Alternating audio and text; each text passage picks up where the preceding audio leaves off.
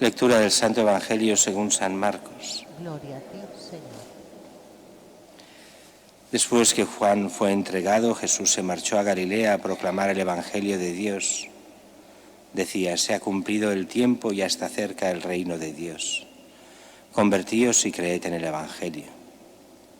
Pasando junto al mar de Galilea, vio a Simón y a Andrés, el hermano de Simón, echando las redes en el mar, pues eran pescadores.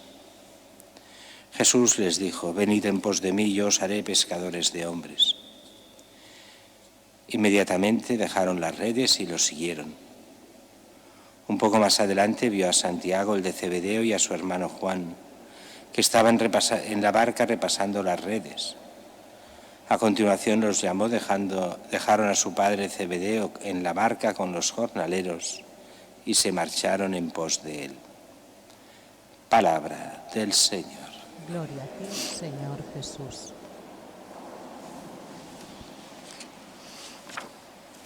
Ya en este tiempo ordinario que decíamos al principio, veremos en las primeras lecturas uno de los libros más difíciles del Nuevo Testamento, bueno, seguramente después del Apocalipsis, que es esta carta a los hebreos. En realidad es a los cristianos hebreos, o sea, cristianos de origen hebreo, con un lenguaje difícil, no tanto la lectura de hoy, que hoy la lectura es sencilla. Dios ha ido hablando siempre por medio de los profetas antiguamente, pero llega la plenitud de los tiempos, el momento de Jesús. Y a partir de este momento, Dios ya no habla por los profetas, sino que habla por medio de Jesús, su Hijo. Y su Hijo, y cogido en sentido pleno, tanto es así que nos va dando pistas con lenguaje teológico propio de ese momento. Jesús, el Hijo, el que es heredero de todo, por el medio del cual ha realizado los siglos, o sea, toda la creación hecha por medio de él, reflejo de su gloria, impronta de su ser, lo que después los teólogos dirán de la misma sustancia del Padre, que es esto. Y que habiendo realizado la purificación de los pecados, esta purificación que viene por su pasión, muerte y resurrección, por ahí, por la Pascua, nos purifica de los pecados, y que está, después de la ascensión, sentado a la derecha de la majestad en las alturas.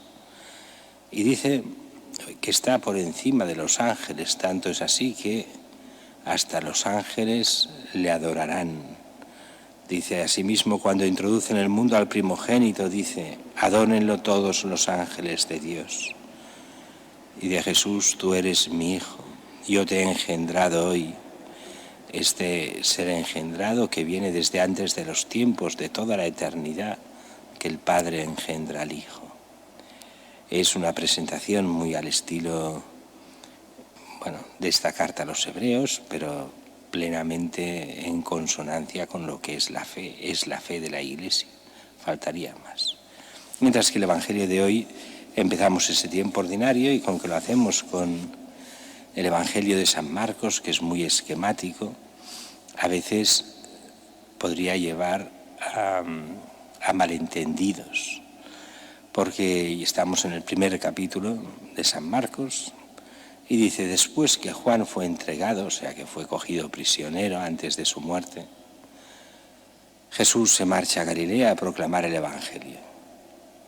Su primera predicación: se ha cumplido el tiempo y está cerca el reino de Dios. Convertíos y creed el Evangelio. Se ha cumplido el tiempo, viene la salvación de Cristo. Y la primera predicación es la conversión. Creed en el Evangelio. ¿Qué es el Evangelio? Es Cristo mismo. Creed en Él mismo, en Cristo, en lo que Él, en su palabra, en lo que Él nos irá diciendo. Es curioso que siempre este inicio es con una predicación general a la conversión. Jesús se irá mostrando en lo que hace, y después, solo después, cuando ya muestra con sus milagros quién es y el poder de Dios, entonces empezará lo que es la predicación, los contenidos de la predicación. Pero el malentendido viene justo después, o el posible malentendido. Aquí parecería, si solo tuviésemos el Evangelio de San Marcos, que en este momento, cuando empieza en Galilea, se encuentra, dice que pasando junto al mar de Galilea vio a Simón y a Andrés, el hermano de Simón, echando las redes, y les dice: venid en pos de mí, os haré pescadores de hombres. Lo dejan todo y le siguen. Y más adelante a Santiago, el de Zebedeo, a su hermano Juan, lo mismo, los llamó, dejaron a su padre, lo siguieron. ¿Qué es mentira esto? No, es verdad, pero no es toda la verdad. Nos falta parte, que nos lo dan los otros evangelios. Para eso tenemos los 4 evangelios. ¿Y qué nos dicen otros evangelios? Que esto es cierto, que así fue la llamada a ser apóstol, pero esto venía de antes.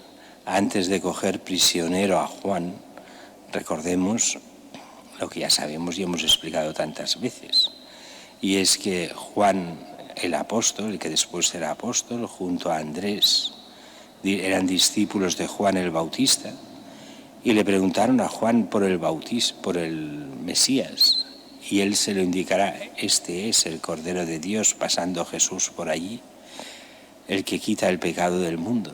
Dejaron a Juan, siguieron a Jesús y estuvieron con él aquella noche, y después presentaron a Jesús a sus hermanos.